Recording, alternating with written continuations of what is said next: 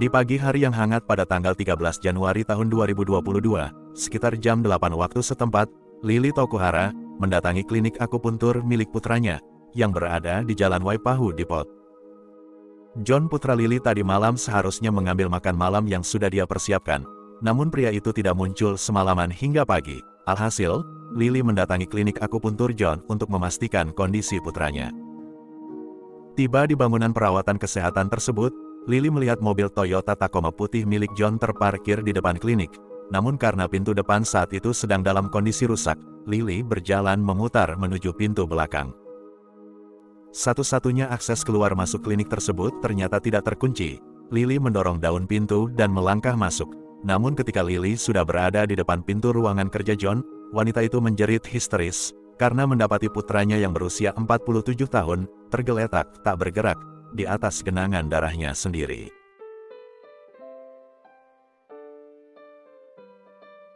Halo orang-orang baik, terima kasih sudah klik video ini dan selamat datang lagi di channel The Purbas. Apa kabarnya kalian hari ini? Semoga kalian beserta keluarga senantiasa dalam kondisi sehat walafiat ya. Semoga rizki kalian selalu berlimpah dan semoga semua urusan kalian selalu berjalan lancar. Untuk kisah nyata kasus hari ini, kita akan mengunjungi negara bagian Hawaii, Amerika Serikat, tepatnya di kota Waipahu yang berada di Honolulu County. Tanpa berlama-lama lagi, mari kita mulai ceritanya sekarang.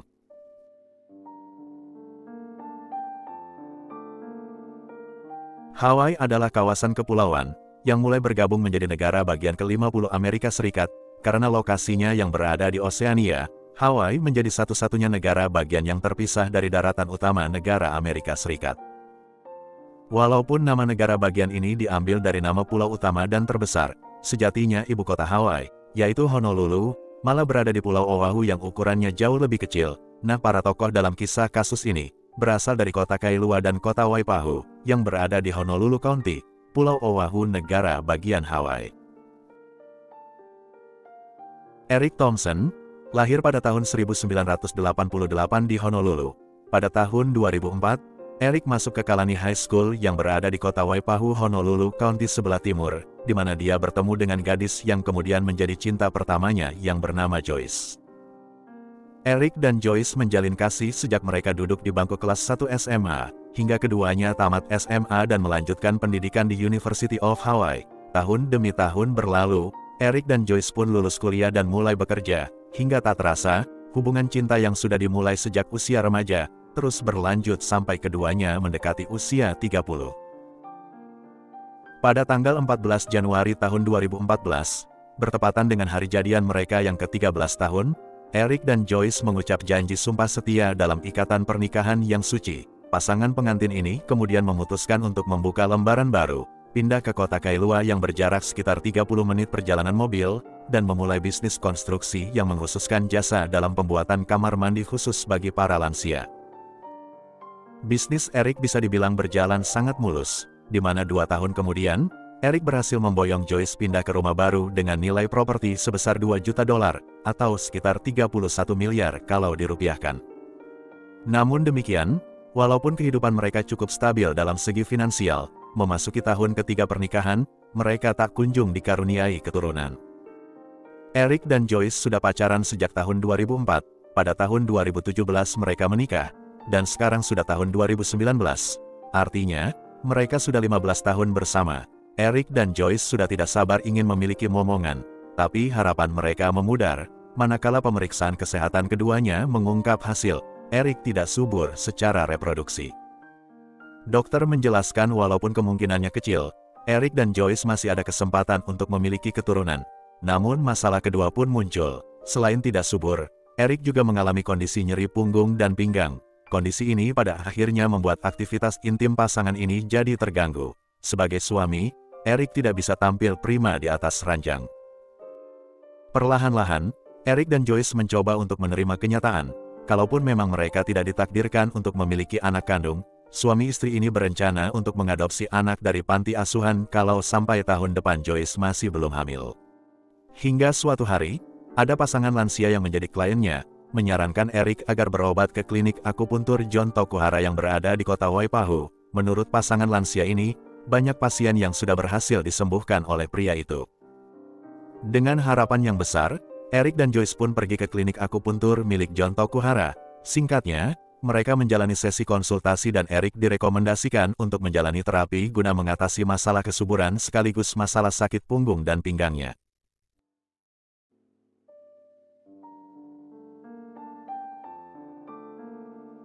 John Satoshi Tokuhara, lahir di kota Mililani, Honolulu County pada tanggal 13 Februari tahun 1974, menjadi sulung dengan seorang adik perempuan.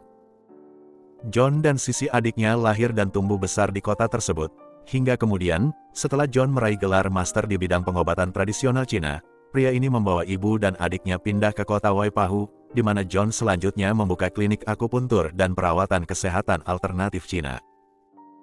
Hingga usia 47 tahun, John Tokuhara tidak pernah menikah atau memiliki anak di luar pernikahan. Meski demikian, John adalah sosok putra yang berbakti terhadap Lily ibunya, menjadi panutan bagi sisi adiknya dan Dave iparnya, serta menjadi paman yang sangat disayangi dua keponakannya Matthew dan Elliot. John kecil hingga dewasa, selalu antusias dengan segala aktivitas yang berkaitan dengan pantai dan laut, di mana dia sangat hobi berenang, berselancar, mendayung perahu, berpesta, atau sekedar duduk bersantai di atas pasir pantai. Klinik akupuntur John memang tidak terlalu besar, tapi bisnis itu terletak di pusat kota Waipahu dan jumlah kliennya banyak, baik itu klien lokal maupun yang berasal dari kota-kota lain di Honolulu County. Mereka yang pernah menjalani treatment di klinik John, mengaku cocok dengan perawatan John, dan keluhan kesehatan mereka jauh berkurang. John juga senantiasa menjalin komunikasi dan pertemanan yang baik dengan para pasiennya yang kebanyakan adalah lansia. Pada awal tahun 2019, pasangan suami istri Thompson mendatangi klinik akupuntur John Tokuhara, di mana mereka mengeluhkan kondisi punggung dan pinggang Eric yang sering sakit. Kondisi tersebut pada akhirnya membuat aktivitas seksual mereka terganggu dan menghambat rencana mereka untuk memiliki keturunan. John meyakinkan Eric bahwa semua kondisi itu bisa ditangani dengan perawatan akupuntur. John berjanji akan menyembuhkan masalah sakit punggung dan pinggang Eric, sekaligus membantunya meningkatkan kesuburan supaya bisa segera punya momongan. Benar saja, pengobatan alternatif John terbukti manjur. Beberapa bulan kemudian, kondisi fisik Eric membaik, sakit punggung dan pinggangnya jauh berkurang. Namun yang paling menggembirakan, Joyce istrinya positif hamil hingga akhirnya melahirkan seorang putri di penghujung tahun 2019. Lengkap sudah kebahagiaan Eric dan Joyce Thompson. Berkat bantuan John Tokuhara, mereka kini memiliki seorang putri yang cantik. Kondisi sakit di punggung dan pinggang Eric juga tidak kambuh lagi. Pasangan ini pun melanjutkan hidup dan tidak lagi datang ke klinik akupuntur tersebut. Namun sekitar 3 tahun kemudian, tepatnya pada tanggal 13 Januari tahun 2022, John Satoshi Tokuhara ditemukan tewas di ruang kerjanya. Sebulan kemudian, pada tanggal 14 Februari tahun 2023, polisi Honolulu menangkap Eric Thompson dan menetapkan pria 34 tahun itu sebagai tersangka pelaku pembunuh John Tokuhara. Apa yang terjadi? Benarkah Eric Thompson membunuh John Tokuhara? Lalu apa motif yang melatar belakangi perbuatannya?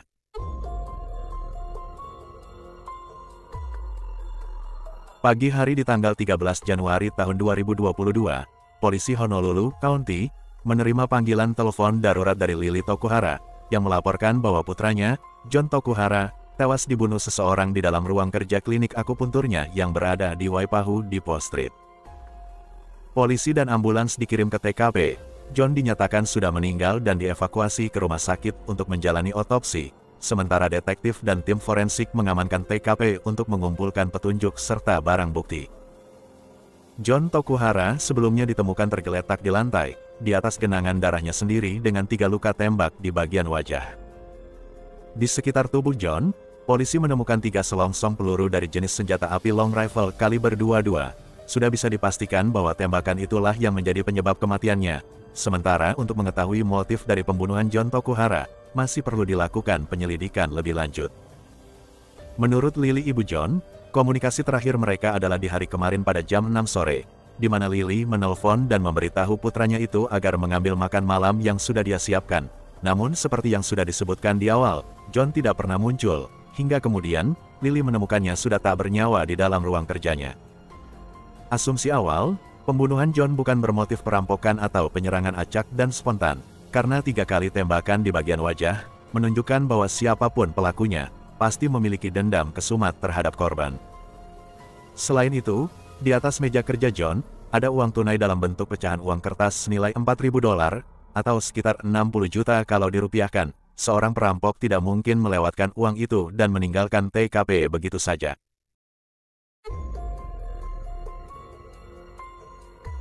Selain uang tunai, di meja kerja korban, juga ditemukan 2 unit handphone milik John Tokuhara. Satu HP dalam keadaan terkunci dan diduga itu adalah perangkat seluler utama John, sedangkan HP yang satunya lagi tidak terkunci. Namun HP itu sejatinya hanya digunakan John untuk bermain Pokemon Go. Pemeriksaan awal terhadap HP itu mengungkap bahwa John Tokuhara membuka aplikasi permainan Pokemon Go pada jam 17:40 di tanggal 12 Januari tahun 2022 kemarin, dan game tersebut berakhir pada jam 20:05. Uniknya lagi, terhentinya game Pokemon Go diketahui karena HP itu mati, tapi bukan karena habis baterai, melainkan karena memang dimatikan oleh seseorang, sehingga muncullah pertanyaan di sini, siapa yang mematikan HP itu? Apakah John Tokuhara, atau si pelaku yang membunuh John? Dengan bantuan sisi adik korban, detektif berhasil mengakses HP yang satunya lagi yang sebelumnya terkunci. Dari pemeriksaan pesan teks, percakapan di aplikasi pesan, dan aktivitas penelusuran korban, tidak ditemukan potensi tersangka yang memiliki motif untuk menghabisi John. Meski demikian, detektif menemukan petunjuk bahwa korban ternyata sering melakukan transaksi atau aktivitas judi online melalui gadget tersebut. Spekulasi tentang motif pembunuhan John Tokuhara kini bercabang, karena selain motif dendam, ada kemungkinan John dibunuh oleh seseorang dengan motif finansial terkait aktivitas judi yang dia lakukan. Ada begitu banyak petunjuk fisik di TKP, tapi tidak ada satupun petunjuk yang bisa mengantar detektif ke pelaku pembunuh John Tokuhara.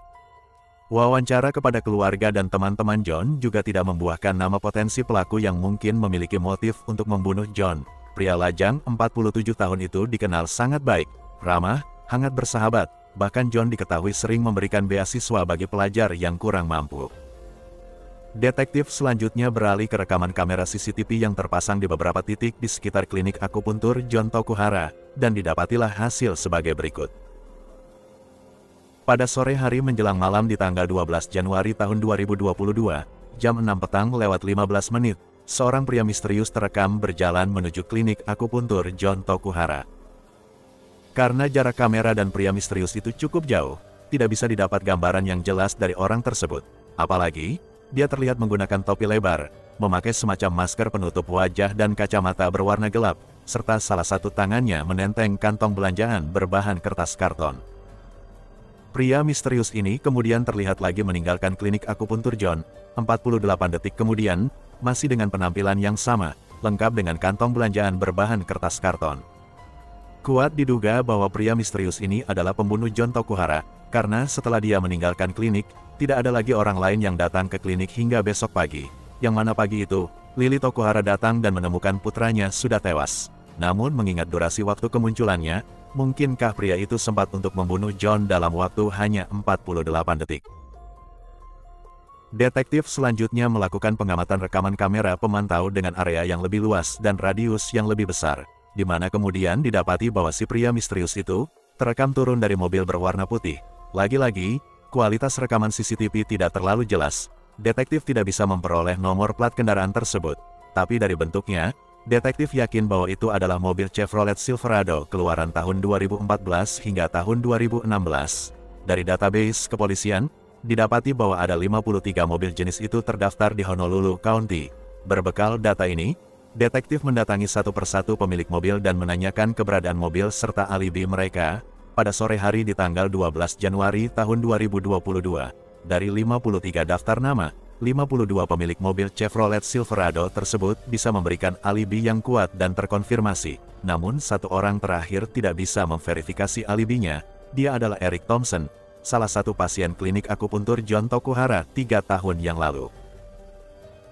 Menurut Eric, sore hari di tanggal 12 Januari tahun 2022, dia keluar rumah mengendarai mobilnya menuju tempat pembuangan sampah akhir, karena dia bermaksud untuk membuang sampah bongkaran konstruksi sisa-sisa dari pekerjaan renovasinya.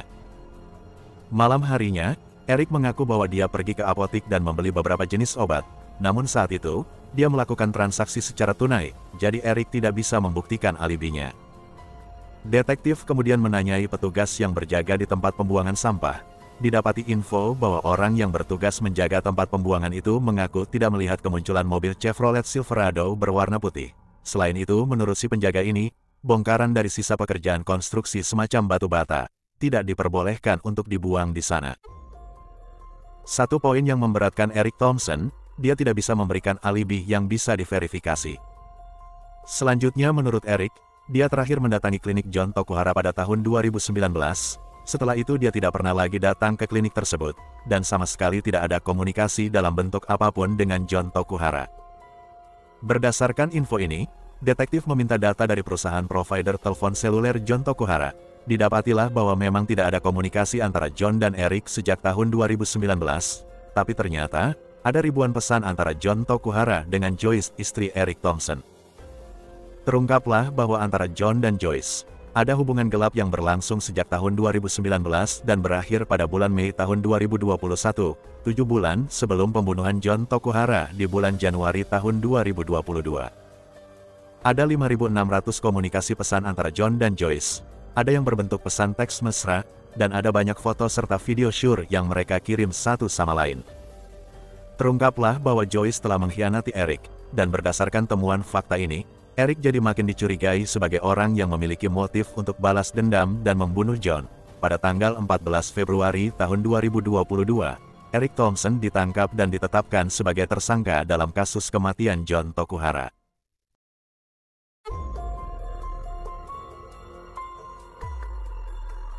Eric Thompson ditangkap pada tanggal 14 Februari tahun 2022, sebulan setelah kematian John Tokuhara.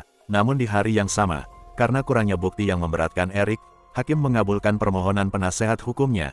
Eric dibebaskan dengan jaminan sebesar $1 juta. Kasus ini terlihat seperti terang benderang dengan sekian banyak bukti dan petunjuk.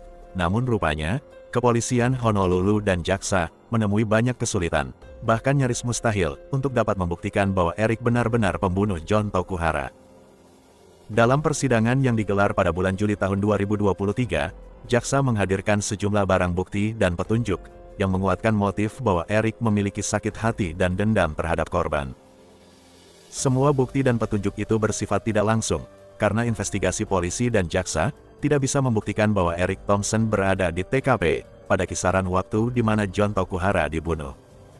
Sampai di titik ini, jaksa hanya bisa membuktikan bahwa antara korban dan Joyce telah terjalin hubungan gelap selama 2 tahun lebih, sehingga hal itu membuat Eric gelap mata dan memutuskan untuk menghukum John Tokuhara. Berbeda dengan pengacara Eric, pria itu justru menghadirkan lebih banyak bukti, petunjuk, dan penjelasan logis yang membuktikan bahwa kliennya sama sekali tidak bersalah. Pertama-tama, pada rekaman CCTV yang memperlihatkan sosok pria misterius berjalan menuju klinik John Tokuhara, terlihat bahwa pria itu berjalan menuju klinik pada jam 18:16 dan keluar lagi 48 detik kemudian, atau sekitar jam 18:17. Kamera CCTV tetangga Eric merekam bahwa mobil Chevrolet Silverado putih milik Eric keluar dari rumah pada jam 17:20. Jarak dari rumah Eric ke klinik John bisa ditempuh dengan perjalanan mobil selama 35 hingga 45 menit, yang artinya, memang masuk akal kalau Eric tiba di klinik akupuntur John sebelum jam 18. Namun masalahnya, kamera CCTV tetangga Eric kembali merekam mobil Chevrolet Silverado putih itu sudah pulang ke rumah pada jam 18:47, yang artinya, sangat kecil kemungkinan bahwa Eric bisa menempuh perjalanan kurang dari 31 menit, karena dari klinik ke tempat parkiran mobil, setidaknya membutuhkan waktu 5 menit berjalan kaki. Bukti rekaman CCTV yang didapat oleh polisi menunjukkan bahwa terduga pelaku pembunuh John memang menggunakan mobil Chevrolet Silverado putih, tapi polisi tidak bisa membuktikan bahwa mobil itu adalah mobil Eric yang dikendarai oleh Eric.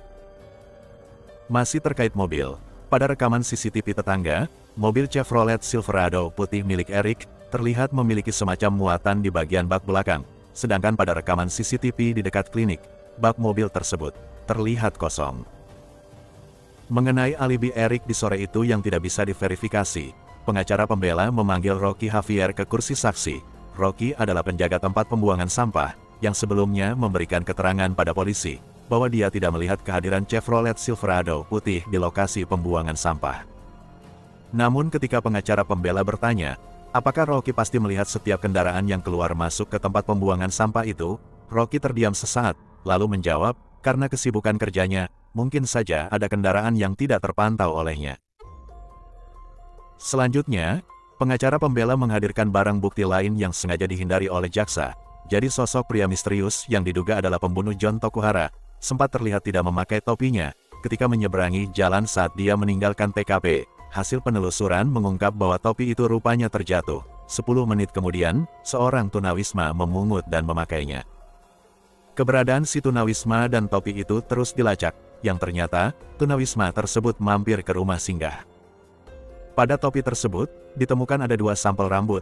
Sampel pertama terbukti milik si tunawisma, sementara sampel kedua, tidak cocok dengan DNA Eric Thompson.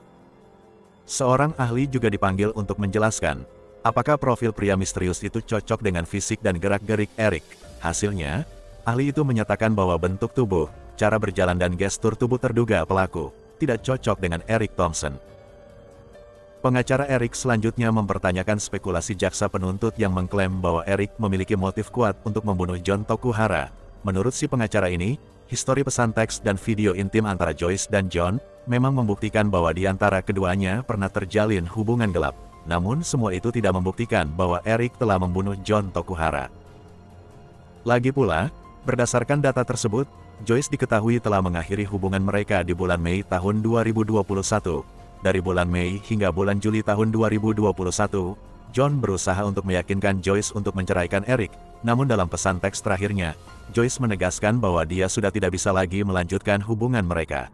Joyce tidak mau kehilangan Eric dan putrinya akibat dari perceraiannya nanti.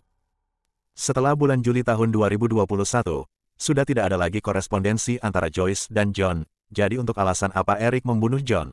Padahal masalah tersebut sudah berlalu setelah kurang lebih 7 bulan.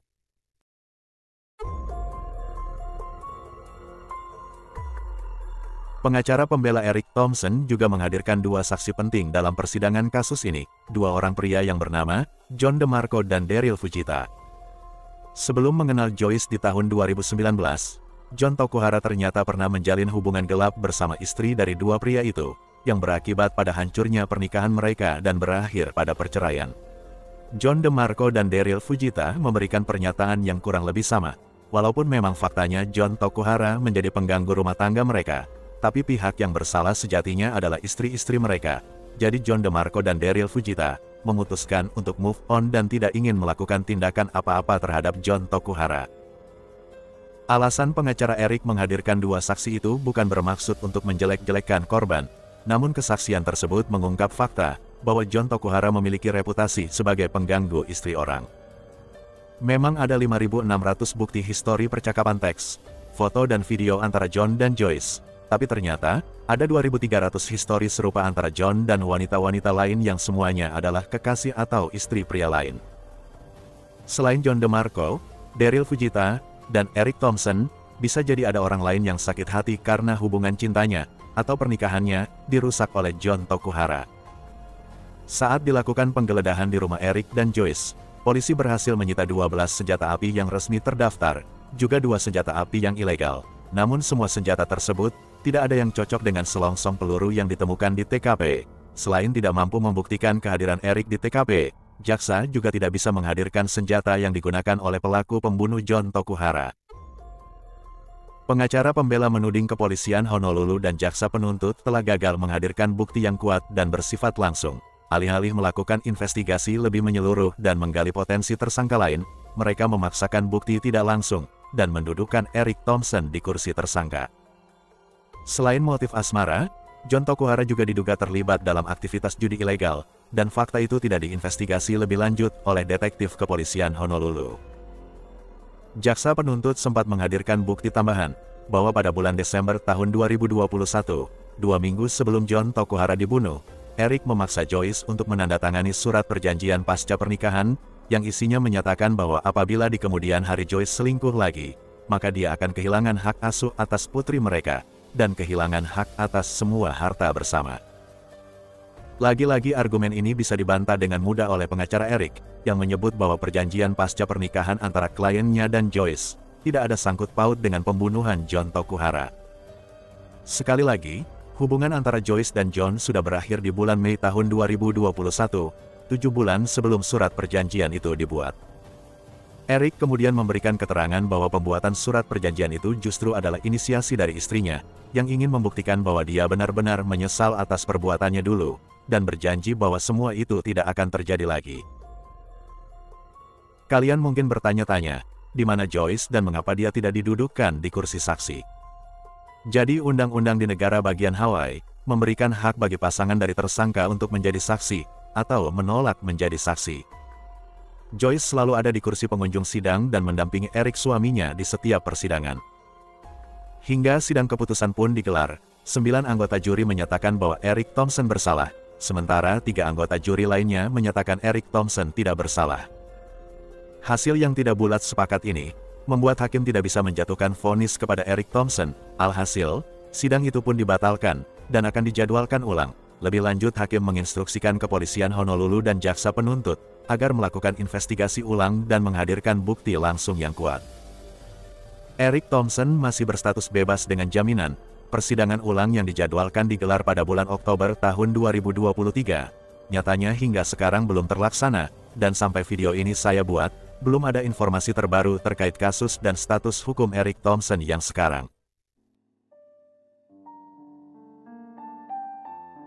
Itulah tadi kisah nyata kasus pembunuhan John Tokuhara, yang ternyata masih gantung hasil akhirnya. Coba sampaikan pendapat kalian mengenai kasus ini di kolom komentar.